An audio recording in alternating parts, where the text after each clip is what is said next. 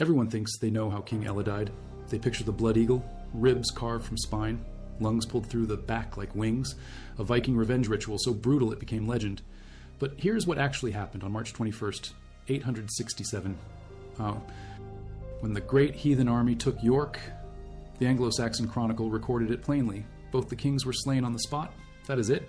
No torture chamber, no elaborate ritual, just death in battle. So where did the blood eagle come from? Why does everyone believe Ælla suffered the most horrific execution in medieval history? And what does the evidence actually tell us when we strip away centuries of myth? York fell to Vikings in 866. Not a raid, an invasion. The great heathen army landed on the Isle of Thanet in Kent in 865. Roughly 3,000 men strong, according to estimates from the Great Heathen Army Studies published by Historic UK in November 2023. They came under three brothers, sons of a semi-legendary figure named Ragnar Lodbrok, Halfdan Ragnarsson, Ivar the Boneless, Ubba. Their campaign would last 14 years and reshape England. Northumbria was first. The kingdom sat vulnerable, torn by civil war. Two men claimed the crown. Ælla, who had seized power sometime around 863 based on reign dating from the Anglo-Saxon Chronicle, and Osbert, the deposed king. The Vikings arrived while these two fought each other instead of the enemy at their gates. They took York on November 1st, 866. The city, once Roman Eboracum, had become the capital of Northumbrian power. The Vikings walked in during the civil conflict and occupied it. For months, Ælla and Osbert kept fighting each other while a foreign army held their most important city. Not until spring did they wake up. March 867, they finally united their forces. The Battle of York happened on the 21st. Both armies met inside the city walls. The Anglo-Saxon Chronicle states the outcome with brutal simplicity. The Danes captured the city. Both Ælla and Osbert died in combat. Northumbria would remain under Scandinavian control until the mid-10th century. That is what the contemporary source says, written within decades of the event, by people who had reason to know what happened. No mention of torture, no ritual, just battle death. Two kings killed on the spot. So where does the blood eagle enter the story? In the sagas, Norse sources written centuries later, between 1190 and 1320, long after Christianity had transformed Scandinavian society. The tale of Ragnar's sons, Ragnar's saga Lodbrokar, and the Orkney Inga saga. These texts claim something very different happened to Ælla. The sagas say Ivar the Boneless carved an eagle on Ella's back. They caused the bloody eagle to be carved on the back of Ælla. According to one translation, they cut away all of the ribs from the spine. And then they ripped out his lungs, a revenge ritual, payment for Ælla supposedly throwing Ragnar Lodbrok into a pit of venomous snakes. That story, by the way, sits only in the sagas too. No contemporary source mentions Ragnar dying in Northumbria. No contemporary source even confirms Ragnar Lodbrok existed as a single historical person, rather than a composite legend. But the sagas needed a reason for the blood eagle, so they invented one. A father killed by snakes, sons taking revenge through ritual torture. If you value documented medieval history like this, subscribe. It is the best way to support our work. Also comment from which city you are hearing this from. This script is researched and factual. Using sources from the Anglo-Saxon Chronicle entries for 866 through 867, cross-referenced with the Battle of York archaeological records updated as recently as September 2025 on the Battle of York Wikipedia documentation, and the 1984 landmark Oxford University academic paper by Roberta Frank titled Viking Atrocity and Skaldic Verse, The Rite of the Blood Eagle, published in the English Historical Review, volume 99, issue 391, which examined the linguistic evidence for the blood eagle in Old Norse poetry and concluded the ritual descriptions likely emerged from poetic mistranslation. Now back to the information. 9 accounts of the blood eagle exist across Old Norse and Latin sources. 9 times the ritual appears in medieval texts. Every single one comes from sources written at least 2 centuries after the events they describe. Not one contemporary witness, not one account from someone who was there. The earliest reference sits in skaldic poetry from the late 10th or early 11th century. Even that is not eyewitness material. It is poetry using compressed, metaphorical Old Norse that scholars have argued about for decades. Because here's the thing about Old Norse poetry. It does not work like modern writing. Kennings, they call them. Metaphorical compounds that describe one thing by referencing something else entirely. An eagle of blood could mean an eagle feeding on blood on a battlefield. It could mean carving an eagle shape. It could mean something else entirely. The language allows multiple readings. Roberta Frank Marie Boroff, professor of English at Yale University, published her analysis in 1984.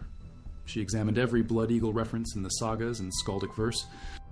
Her conclusion appeared in the English Historical Review, one of the oldest and most respected historical journals in the English-speaking world. The blood eagle, she argued, arose from misunderstanding poetry. The original skaldic verses likely described ravens and eagles feeding on corpses after battle, standard Viking age battlefield imagery. The beasts of battle. Scholars call this trope. Wolves, ravens, eagles appearing in poetry whenever describing combat. They eat the dead. That is their role. But later, saga writers, writing centuries after Viking raids ended, did not fully grasp the poetic language anymore. They read metaphorical descriptions of eagles on the battlefield and interpreted them literally.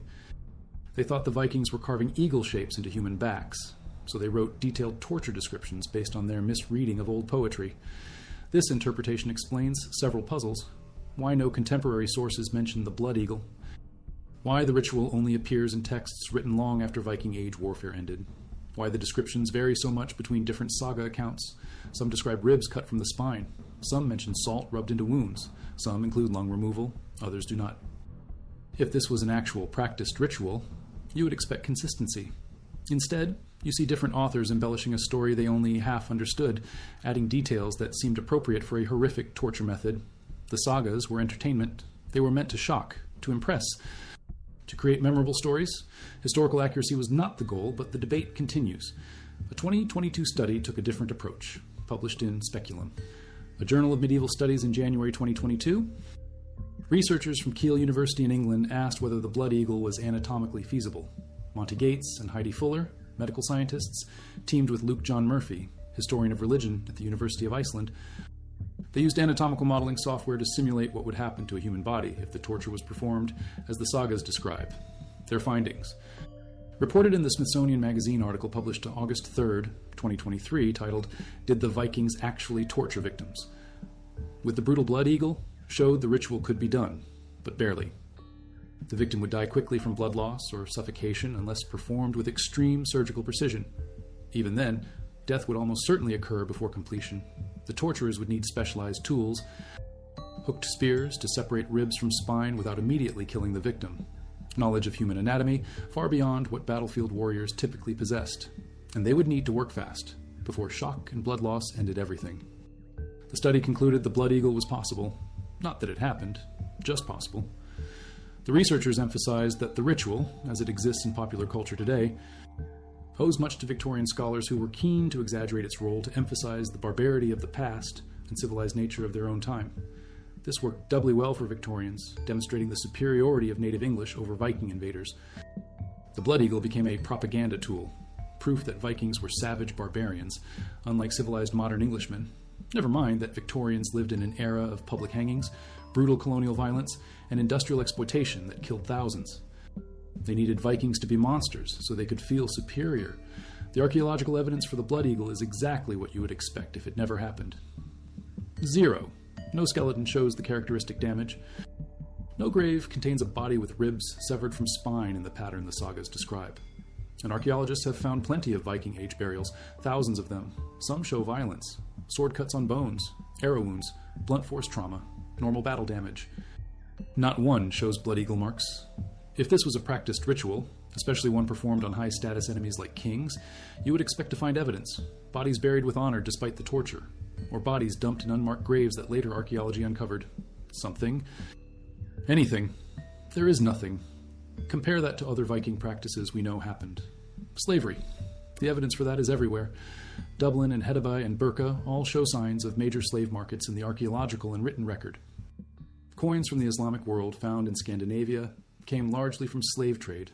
Ibn Fadlan, an Arab diplomat who traveled to Viking settlements on the Volga River in 922, described the slave trade and funerary practices in detail. His account, written by someone who was actually there watching events happen, matches what archaeology finds in graves, human sacrifice at high-status funerals, servant burials alongside wealthy dead. The physical evidence confirms what he described. That is what contemporary sources plus archaeology looks like when something really happened. Or take dental modifications. Some Viking Age skeletons from Sweden, Denmark, and England show filed grooves in the front teeth. horizontal lines carved into the enamel. Why Vikings did this remains unclear. Fashion? Probably. Intimidation? Possibly. But the evidence sits right there in the bones, dozens of examples, enough to prove this was a real practice even though no written source mentions it. The sagas talk about far more dramatic things, but say nothing about tooth filing. Meanwhile, archaeology reveals the tooth filing clearly. This shows what happens when practices are real versus when they are literary invention. Real practices leave evidence even without written records. Literary inventions appear in written records without physical evidence. The same pattern holds for holmgang, the Viking duel practice. Multiple sagas describe it. Law codes from Iceland and Norway mention it.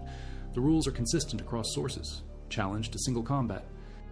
Must happen within 3 to 7 days depending on the law code, specific locations, often islands or marked grounds. The loser faces death or shame.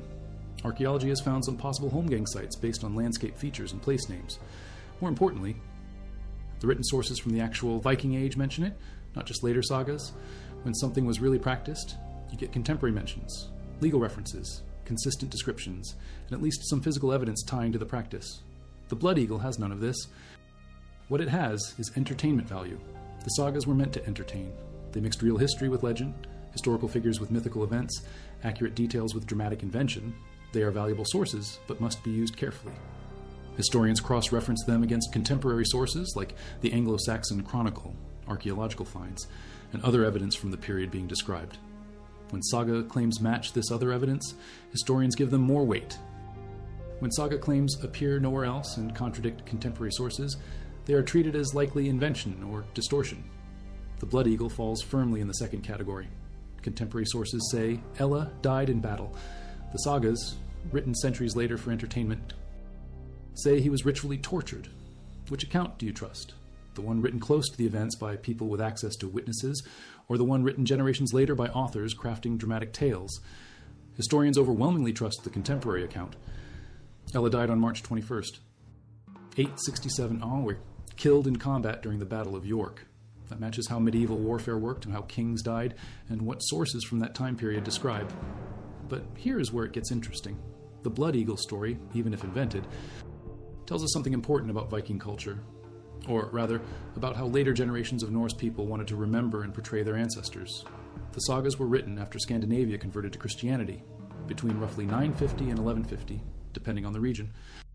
By the time the Orkneyinga saga and Tale of Ragnar's Sons were composed in the late 12th and 13th centuries, the Norse world had changed completely. No more raids on England and France, no more pagan temples and sacrifices to Odin. The Viking Age was over. These later Christian Norse writers looked back at their pagan ancestors with mixed feelings. Pride in their strength and achievements, horror at their paganism and violence. The Blood Eagle served both purposes. It showed Vikings as powerful and terrifying, capable of extreme vengeance against their enemies. It also showed them as pagans engaging in barbaric, unchristian practices that the saga audiences could feel superior to. This matches what historians call memorial culture. How societies remember and reshape their past to serve present needs. The Vikings of the sagas are not the Vikings of history. They are literary constructs, built from real historical fragments mixed with legend, religious commentary, and entertainment. The Blood Eagle is part of that construct. It is too perfect, too symbolic. An eagle, Odin's sacred bird, carved into an enemy's back, wings of bone and flesh, a sacrifice to the god of war. This is mythology, not history. Real torture is banal and ugly. It does not have symbolic perfection. The Blood Eagle is too much like a ritual from legend, which is exactly what it is. Ivar the Boneless himself is half legendary. Contemporary sources mention him. The Anglo-Saxon Chronicle calls him Ingvar and places him with the great heathen army. Irish annals mention him too. He was real. But the nickname Boneless? That comes from the sagas. No contemporary source calls him that. The sagas offer different explanations for the name. Some say he had a bone condition making him unable to walk, so warriors carried him on a shield into battle. Some say it meant he was extremely flexible or agile. Some modern historians think it might be a mistranslation or garbling of his actual nickname. Whatever the real Ivar was like, the saga version is heavily fictionalized. The man who supposedly performed the Blood Eagle on Ælla is himself partly fictional character, and Ragnar Lodbrok, even more legendary. Some historians think he is a composite of several different historical figures, whose deeds got combined in later tradition. Others think he might have been one real person whose story attracted legends about other people. The sagas describe him as a great king and raider who had multiple wives and many sons who became famous Vikings themselves. But contemporary sources do not mention anyone matching his full saga description. There was a Ragnar who raided Paris in 845 Malzurst, mentioned in Frankish chronicles. Maybe that is the same Ragnar, maybe not. The story about him being thrown into a snake pit by Ælla appears nowhere outside the sagas. It is legend justifying legend. The fictional execution method requires a fictional reason, so the sagas invent the snake pit death to explain why Ivar would perform the blood eagle. This creates a chain of unsupported claims. Ragnar existed, maybe. Ælla killed him in a snake pit, definitely not according to any contemporary source. Ivar performed the blood eagle as revenge, contradicting the Anglo-Saxon chronicle, which says Ælla died in battle. Each link in the chain is questionable, and together they form a story that is almost certainly fiction. But it is powerful fiction. It resonates. The blood eagle captures something about how we imagine Vikings. Brutal, ritualistic, pagan, terrifying. It fits our mental picture, even though that mental picture is often wrong. Television shows like Vikings on the History Channel, which aired from 2013 to 2020, portrayed the blood eagle in graphic detail. First, when protagonist Ragnar Lothbrok executes Jarl Borg in the show's second season, then when Ragnar's sons execute King Ælla in season 4, episode 18, aired in February 2017. Millions of viewers watched these scenes. The show's creators based them on the saga accounts, treating those medieval stories as factual history. They were trying to be authentic to the sagas, but the sagas themselves are not authentic to 9th century history. The result is historical fiction presented as history, which then shapes how audiences understand the past. Video games like Assassin's Creed Valhalla, released in November 2020, include blood eagle executions as dramatic set pieces. Players see detailed animations of the ritual. These portrayals treat the blood eagle as established historical fact. They do not mention the scholarly debate or the lack of evidence. For most people, these shows and games are their only exposure to Viking history. So the blood eagle becomes fixed in popular imagination as something that definitely happened, when historians remain deeply skeptical. The power of these portrayals should not be underestimated. Popular culture shapes historical understanding far more than academic books. When millions see the blood eagle on screen, dramatically lit and carefully choreographed, it becomes real to them in a way that academic papers saying it probably never happened cannot counter. This is not new. Every generation reshapes the Vikings to fit contemporary concerns and interests. 19th century scholars emphasized Viking brutality to make their own society seem civilized by comparison. Early 20th century writers emphasized Viking adventuring and exploration, seeing them as romantic frontier figures. Late 20th century historians emphasized Viking trade networks and craftsmanship, pushing back against the violence-focused image. Now, early 21st century popular culture has swung back to violence, but with a twist. Modern portrayals often show Vikings as having a complex honor code where brutal execution methods serve ritual and social purposes. The blood eagle in Vikings and Assassin's Creed is not random torture. It is shown as meaningful ritual, a culturally sanctioned response to specific offenses. This reflects modern interests in ritual style, meaning-making, and cultural differences more than it reflects Viking Age reality. But focus on Ælla specifically. What do we actually know about him? Very little. He appears in the Anglo-Saxon Chronicle as King of Northumbria starting around 863. Some sources say he deposed the previous King Osbert, though the details are unclear. By 866, both men claimed authority, meaning either Ælla was never fully accepted or Osbert tried to take back the throne. This internal conflict made Northumbria vulnerable when the great heathen army arrived. Ælla's reign lasted perhaps 4 years, maybe fewer. He died in battle in 867. That is essentially everything contemporary sources tell us about him. The sagas add much more. They make him a villain, a king who unjustly kills the great hero Ragnar, a man who deserves terrible vengeance. But these are literary additions, not historical facts. The saga writers needed an antagonist for their hero stories. Ælla filled that role. It is convenient that he died fighting Vikings and that his kingdom fell to Scandinavian conquest. Those facts let saga writers build a revenge narrative around him. But building a narrative around historical facts is different from those facts supporting the narrative. Ælla died fighting Vikings. That is true. Vikings killed him because he killed their father. That is not supported by evidence. The blood eagle was the method. That contradicts contemporary accounts. Strip away the saga embellishments, and you're left with a minor English king who had bad luck. He ruled during a civil war. A massive Viking invasion force arrived during that war. He failed to respond effectively until too late. He died in the resulting battle. This is not dramatic, it is not memorable, it does not make for compelling storytelling. So later writers added drama. They made his death spectacular and terrible. They gave it meaning and symbolism. They made it a focal point of Viking revenge legend. The real Ælla disappears under layers of later invention. This pattern repeats throughout medieval history. Real people become characters in stories. Their actual lives and deaths get reshaped to fit narrative needs. Often, historians cannot fully separate fact from fiction because the fictional versions were written down and preserved while contemporary accounts were lost or never existed. The Blood Eagle case is unusual because we have contemporary sources that contradict the later legend. The Anglo-Saxon Chronicle gives us a clear alternative account. Usually, historians are not so lucky. Usually, the saga version is all that survives, making it impossible to prove what really happened. But that raises a question. If the Blood Eagle probably never happened, why do the sagas describe it in such detail? Why do multiple texts mention this specific torture method? One possibility is literary borrowing. Once one saga described an eagle being carved into someone's back, later saga writers copied and expanded the idea. Medieval writers often borrowed from each other. They saw compelling scenes or descriptions in earlier texts and adapted them for their own stories. If the Blood Eagle appeared in one influential saga or poem, it could spread to other texts, even if it was invention from the start. The details might get more elaborate with each retelling, as authors tried to make their version more impressive than earlier ones. Another possibility is that the Blood Eagle was a legendary torture method that people in the medieval North talked about without it being a real practice. Legends about extreme punishments existed in many cultures: being buried alive, being boiled in oil, being flayed. These appear in various medieval texts, both European and Middle Eastern. Some really happened occasionally. Most were threats or stories rather than actual practices. The Blood Eagle might have been a Viking equivalent, something people claimed would happen to enemies, but rarely or never actually performed. The saga writers then reported these claims and stories as if they were historical events, or the origin might be even simpler. A poetic description of battlefield death got misunderstood. Roberta Frank's theory. A skald composed verses about an enemy whose back the eagle cut, meaning an eagle fed on his corpse after death in combat. Normal battlefield scavenger imagery. Later readers who did not fully understand the poetic style thought the eagle cut the back meant someone carved an eagle into the back. They turned metaphor into literal torture.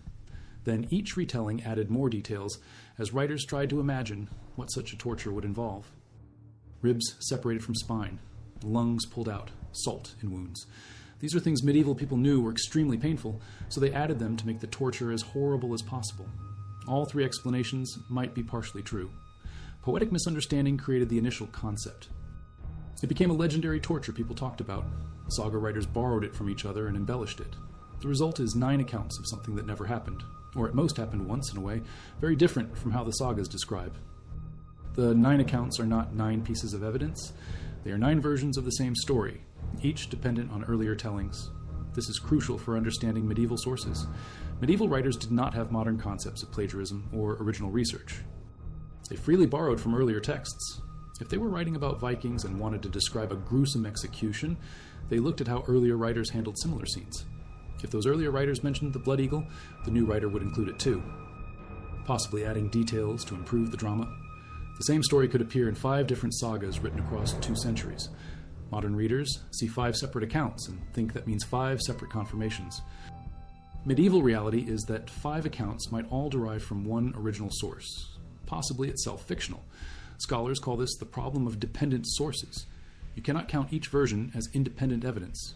You have to trace back and see if they all depend on one earlier text. For the Blood Eagle, all 9 accounts seem to connect to skaldic poetry from the 10th or 11th century. That poetry is ambiguous. It uses compressed, metaphorical language that can be read multiple ways. Later, saga writers interpreted it as describing a torture ritual. Modern scholars interpret it as describing ravens and eagles feeding on corpses. Neither interpretation can be proven definitively correct from the poetry alone, but only one interpretation matches contemporary non-poetic sources about how Ælla died. The Anglo-Saxon Chronicle says he died in battle. That matches the battlefield scavenger interpretation of the poetry. The torture interpretation contradicts the Chronicle entirely. When sources conflict, historians weigh them. How close in time to the events? Anglo-Saxon Chronicle entries for 866 and 867 were probably written within a few decades. The sagas were written 300 years later. How reliable is the source generally? The Chronicle is generally accurate about major political events like battles and deaths of kings, though it simplifies and has bias. The sagas mix history with legend routinely. What agenda might the source have? The Chronicle wanted to record events and perhaps make the Viking victory seem less shameful by emphasizing brave resistance. The sagas wanted to create entertaining stories about heroic ancestors. In every category, the Chronicle is more reliable for determining what actually happened in 867. But here is what historians have learned over decades of studying medieval sources. Just because something in a saga is not historically accurate does not mean it is not historically valuable. The Blood Eagle, even if invented, tells us about 13th century Norse culture. What did they think about their Viking Age ancestors? What kind of violence did they imagine those ancestors capable of? What ritual and symbolic meanings did they attach to execution and revenge? The sagas are windows into when they were written, not when they describe. They show us how Christian Icelanders in 1200 thought about pagan warriors from 867. That is valuable historical information, even though it is not accurate information about 867 itself. This is why historians do not simply dismiss the sagas as lies. They are complex texts that contain real historical memory mixed with legend, real cultural values mixed with literary invention, real places and names mixed with fiction. Untangling them requires care. For the Blood Eagle, the untangling points clearly toward invention, but that conclusion itself teaches us about saga composition, medieval storytelling, and the formation of legendary history. Meanwhile, the real story of what happened in 867 is less dramatic, but more interesting when you dig into it. The great heathen army was not a spontaneous raid. It was organized conquest. These Vikings came to stay. They brought smiths and craftsmen. They planned to settle land, not just plunder and leave. York became Jorvik under Viking rule, a major trading center that connected Scandinavia with England and Ireland. The conquest of Northumbria in 867 was step one in a transformation of English politics and culture that lasted centuries. Within a few decades, the Vikings controlled most of eastern England in what became known as the Danelaw. English kings spent generations fighting to reclaim these territories. The cultural mixing produced new art styles, new language influences, and new political structures. Modern English contains hundreds of words from Old Norse because of this period. Place names across northern England show Scandinavian origins. None of this has anything to do with the Blood Eagle. The real historical impact of 867 was conquest, settlement, and cultural change.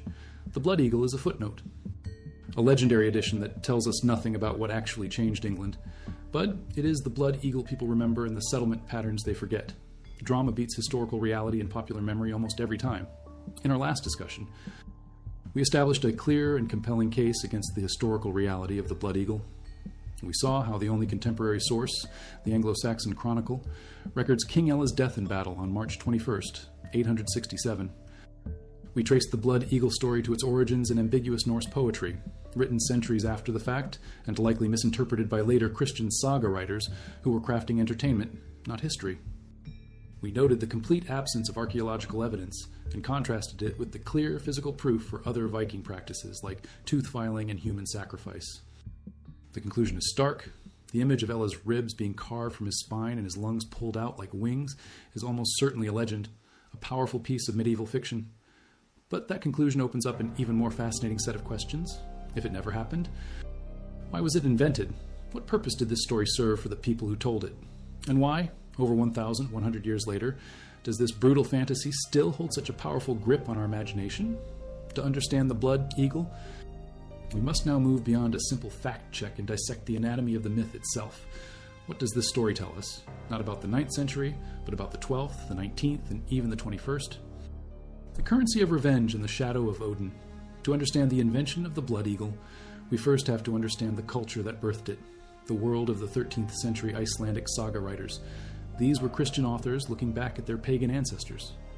Their relationship with that past was complex, a mixture of pride and revulsion. They admired the strength, daring, and street-lighting and ambition of the Viking Age, but as Christians, they were also compelled to frame that past as a dark, heathenish time that had, thankfully, been overcome by the true faith. The Blood Eagle was a perfect tool for navigating this duality. Revenge is the engine of most saga narratives. Honor was a tangible commodity in the Norse world, and an insult or injury to one's family had to be repaid, often with violence, to restore that honor. The sagas are filled with generations-long blood feuds sparked by a single killing. But the Blood Eagle is something more than a simple revenge killing. It is theatrical, it is symbolic, and its symbolism is deeply, darkly pagan. The key is in the name, the eagle.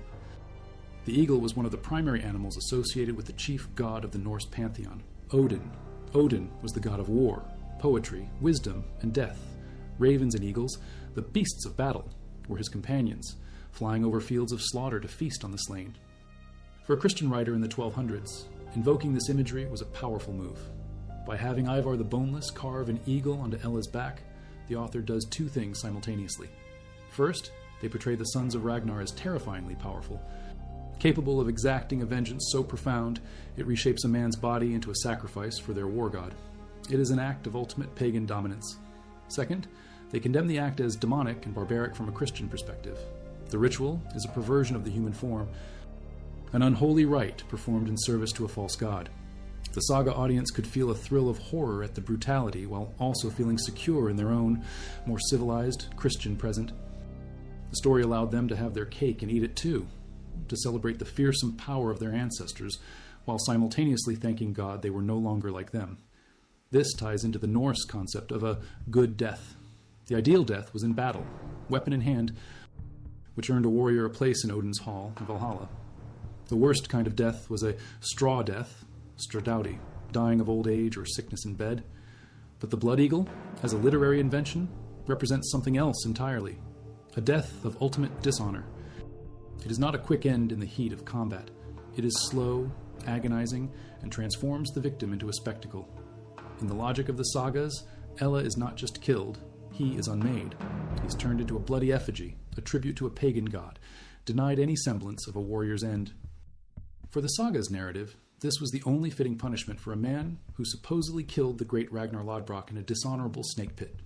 It is myth answering myth, a cycle of legendary violence. Real atrocities versus legendary cruelty. The enduring power of the blood eagle myth has, ironically, overshadowed the very real, documented violence of the Viking Age. If the Vikings were not performing blood eagles, what were they doing? Contemporary accounts from their victims paint a grim picture, one that needed no legendary embellishment. Let us go back to the very beginning of the Viking Age, to the raid on the monastery of Lindisfarne in Northumbria in 793. The Anglo-Saxon Chronicle reports that heathen men made lamentable havoc in the Church of God, miserably destroying and plundering everything. They trod the holy things under their polluted feet, dug up the altars, and carried off all the treasures of our holy church. Some of the brethren they slew, some they carried off in chains. Alcuin of York, a Northumbrian scholar at Charlemagne's court, wrote letters of horror back to England. Never before has such a terror appeared in Britain as we have now suffered from a pagan race, he wrote. The Church of St. Cuthbert is spattered with the blood of the priests of God, despoiled of all its ornaments. Notice what Alcuin describes: slaughter, sacrilege, theft, and enslavement. It is brutal, shocking, and economically motivated. There is no mention of elaborate, ritualistic torture. The horror came from the suddenness of the violence and its location, an attack on a sacred, undefended center of Christian learning. This was the reality of a Viking raid, a terrifying and effective combination of military force and economic opportunism. When ritual did enter the picture, it looked very different from the blood eagle. The most detailed account we have of a Viking ritual involving death comes from an outsider, the Arab diplomat Ahmad ibn Fadlan. In 922, he encountered a group of Rus Vikings on the Volga River and witnessed the funeral of a chieftain. His account is one of the most valuable documents from the Viking Age because it is a direct eyewitness report. He describes the chieftain being placed on a ship, surrounded by weapons, food, and the bodies of sacrificed animals. Then, a slave girl volunteered to be killed to accompany her master into the afterlife. Ibn Fadlan describes her being led to the ship by an old woman known as the Angel of Death. She was given intoxicating drinks, sang songs, and had ritual sex with several of the chieftain's men. Then, she was simultaneously strangled with a rope by two men and stabbed between the ribs by the Angel of Death. Finally, the ship was set on fire, becoming a floating pyre. This is a real, documented ritual killing. It is brutal, complex, and deeply rooted in pagan religious beliefs about the afterlife. And critically, we have evidence for it. Ibn Fadlan's description of ship burials and sacrificed servants matches exactly what archaeologists have found in high-status graves across the Viking world.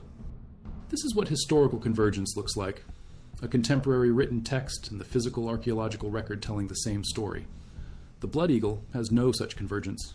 It exists only in literary texts, written long after the fact, with zero physical evidence to support them.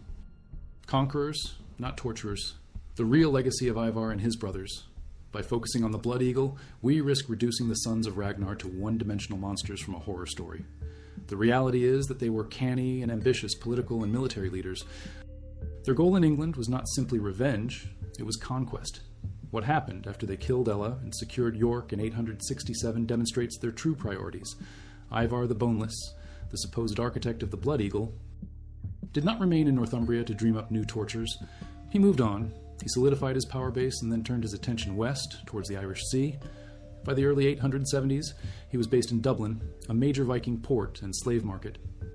The Irish annals refer to him as the King of the Norsemen of all Ireland and Britain. He died in 873, not in a frenzy of bloodlust, but apparently peacefully, as a successful and powerful king. His career was not one of a crazed ritualist, but of a brilliant and ruthless strategist who built a Scandinavian dynasty that would dominate the Irish Sea for generations. His brother, Halfdan, stayed in England. After several more years of campaigning against the kingdoms of Mercia and Wessex, he returned to Northumbria in 876. The Anglo-Saxon Chronicle reports that he portioned out the land of the Northumbrians, and they proceeded to plow and to support themselves. This is a profoundly important and often overlooked sentence. The great heathen army ceased to be an army and became settlers. They put down their swords and picked up plows. Halfdan became the first Viking king of Northumbria, ruling from York, which was now transforming into the bustling Anglo-Scandinavian city of Jorvik. This is the true legacy of the campaign of 867. It was not a revenge mission that culminated in a single gruesome execution. It was the beginning of the Danelaw, the large-scale Scandinavian settlement of England. It was about the acquisition of land, wealth, and political power. Ivar and Halfdan were not just raiders, they were state builders. Their actions permanently changed the political and cultural map of Britain. This story of settlement, assimilation, and the creation of a hybrid Anglo-Scandinavian culture is far more complex and historically significant than the simple, brutal tale of the Blood Eagle. But it is a story that is harder to tell in a 2-hour movie or a dramatic television scene. The modern life of a medieval myth. So why does the myth persist so strongly? Part of the answer lies with the 19th century Victorians, as we touched on before. They rediscovered the sagas and translated them into English, but they read them through the lens of their own biases. They saw the Vikings as savage, romantic barbarians, the perfect foil to their own self-image as civilized, industrial empire builders. The Blood Eagle was the ultimate proof of this savagery. It became a staple of popular histories written in the era, presented as undisputed fact. This image has proven incredibly durable. In the 20th and 21st centuries, the Blood Eagle has found a home in popular culture. Heavy metal bands use the imagery in their lyrics and on their album covers to project an aura of brutal, transgressive power.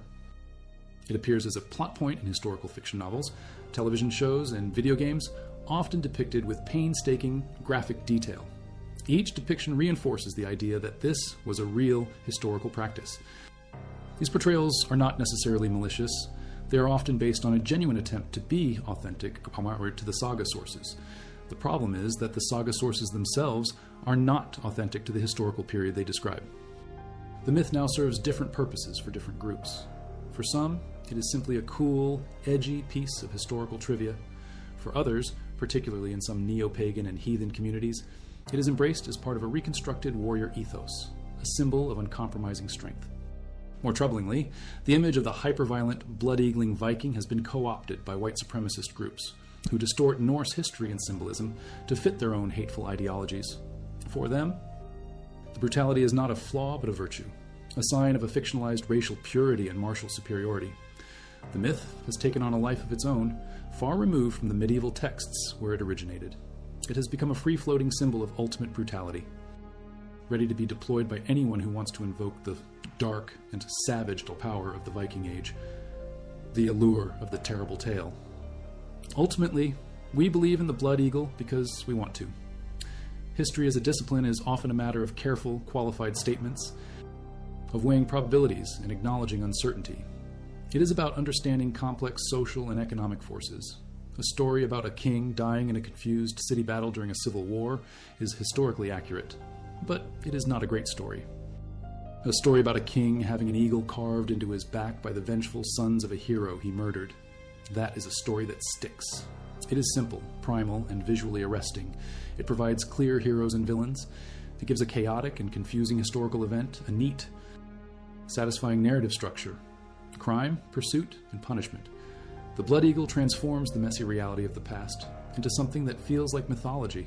It makes the past more exciting, more extreme, and more meaningful than our own mundane present. The legend of King Ælla's death is a perfect example of the tension that often exists between historical fact and popular memory. The historical truth is that King Ælla of Northumbria was a minor king who reigned for a few chaotic years before being killed in battle by a superior invading force. He was a victim of bad timing and political circumstance, but in legend, he became an infamous villain who received one of the most gruesome punishments ever imagined. That legendary death tells us nothing about the realities of 9th century warfare. But it tells us a great deal about the power of storytelling, the construction of cultural memory, and our own enduring fascination with the savage glamour of the past. The Blood Eagle may be a fiction, but the human need for such fictions is a powerful historical force in itself.